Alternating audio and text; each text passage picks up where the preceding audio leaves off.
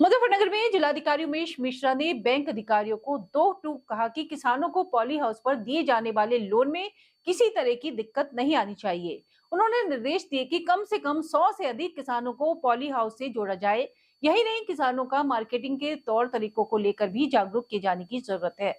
कृषि विभाग की तरफ से गुरुवार को विकास भवन में आयोजित कृषक प्रशिक्षण कार्यक्रम में जिलाधिकारी उमेश मिश्रा मौजूद रहे। जिलाधिकारी ने निर्देश दिए कि जिला उद्यान अधिकारी द्वारा संचालित सभी योजनाओं का लाभ किसानों को मिलना चाहिए। गुलाब, खीरा, टमाटर, शिमला मिर्च उत्पाद से जुड़े किसानों की आशंकाओं को भी दूर किया गया। उप कृषि निदेशक संतोष कुमार यादव ने बताया कि जिले भर से आए किसानों का फल और सब्जियों से जुड़ी आधुनिक तकनीकों का प्रशिक्षण दिया गया। उन्होंने बताया कि वो कैसे इसकी खेती करते हुए अपनी फसलों को बेचकर अधिक से अधिक लाभ कमा सकते हैं। किसानों को जिला उद्यान अधिकारी द्वारा विस्तार से जानकारी दी गई। आज का ये जो प्रशिक्षण कार्यक्रम था, ये किसानों को संरक्षित खेती कैसे की जाए और संरक्षित खेती को बढ़ावा देने के लिए था। इसमें मैं एपीडा का एक पार्ट है, बासमती निर्यात विकास प्रतिष्ठान मोदीपुरम मेरठ से, यहाँ मुझे भी आमंत्रित किया गया था कि हम किसानों को ये बता सकें कि वो जो पैदा कर रहे हैं उसको कैसे दुनिया के बाज़ारों तक पहुंचाया जाए और कैसे हम अपनी आय को बढ़ाया जा सके। इस पर चर्चा हुई, किस तरह से हम प्रोटेक्टेड खेती, पॉली हाउस के माध्यम से, दूसरे तरीक़ों से क्या कर सकते हैं, वो सब हुई। निर्यात में, क्योंकि आप जानते हैं हमारा देश कृषि प्रधान देश है, अभी जो पूरी दुनिया का बाज़ार है उसमें हमारा शेयर 2.5% के करीब है, जिसको हम बढ़ा के 5% 2 साल के अंदर कर सकते हैं। इसमें अपार संभावनाएं हैं। एक जो सबसे बड़ी संभावना हमारे पास आ रही है वो ये है कि हमारे इस मुजफ्फरनगर के पास में ही जेवर में अंतर्राष्ट्रीय हवाई अड्डा बन रहा है, जहां पर सबसे बड़ा कार्गो बन रहा है। और वो इतना बड़ा कार्गो है कि आप मुजफ्फरनगर के किसान अपने खेत में सब्जी और फल सुबह तोड़ करके दोपहर में वहाँ पहुँचा के शाम को दूसरे देशों के बाज़ार में बेच सकते हैं। तो हम अपने खेत में इस तरह की गुणवत्ता की सब्जियां, फल, क्योंकि आम के लिए भी ये बड़ा क्षेत्र है, यहाँ के फलों में हमें क्या ध्यान रखना चाहिए, कैसे उसमें बैग लगाने चाहिए, कौन सी दूसरी विधियों को अपनाना चाहिए कि हमारे द्वारा पैदा किया हुआ उत्पाद दुनिया के कोने कोने में जाकर अपनी खुशबू बिखेरे और हम उससे ज़्यादा से ज़्यादा विदेशी मुद्रा अर्जित कर सकें।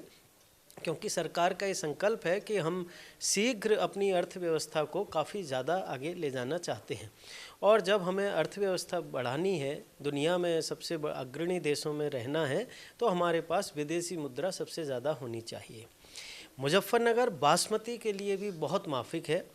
आप जानते हैं हमारे देश में सबसे ज़्यादा विदेशी मुद्रा कृषि में बासमती से आती है। पिछले वर्ष हमने 48,542 करोड़ रुपए सिर्फ बासमती के निर्यात से अर्जित किए हैं।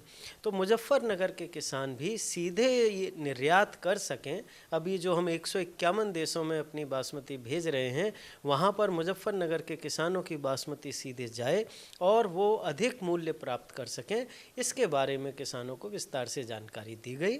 और उम्मीद है बहुत शीघ्र, जिस तरह से जिलाधिकारी महोदय और यहाँ का प्रशासन, यहाँ के कृषि विभाग के सभी अधिकारी लगे हैं किसानों के साथ कंधे से कंधा मिलाकर, निश्चित रूप से हम यहाँ के किसानों के उत्पादित खाद्य पदार्थों को प्रोसेस्ड, उसको प्रोसेसिंग की सुविधा उनको उपलब्ध करा करके निर्यात करके किसानों की आय बढ़ाई जाए।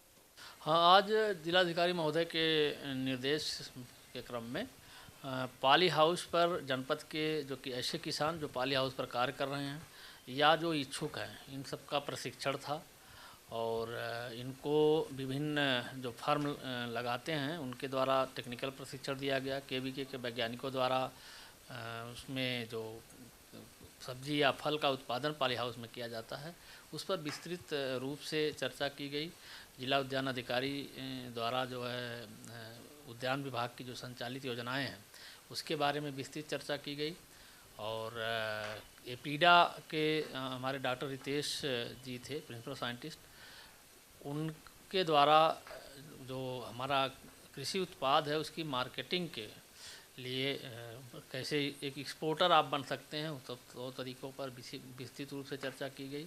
और क्या क्या संभावनाएं हैं इस जनपद में, इस पर चर्चा हुई। अंत में जिलाधिकारी महोदय द्वारा भी निर्देश दिए गए कि हमारे किसानों को पॉली हाउस लगाने के लिए लोन इत्यादि के लिए कोई दिक्कत न हो। वहाँ उपस्थित एलडीएम और SBI के ब्रांच मैनेजर को भी निर्देशित किया कि किसी भी प्रकार की समस्या किसान को लोन लेने में न हो और पॉली हाउस का बढ़ावा प्रदेश जनपद में किया जाए।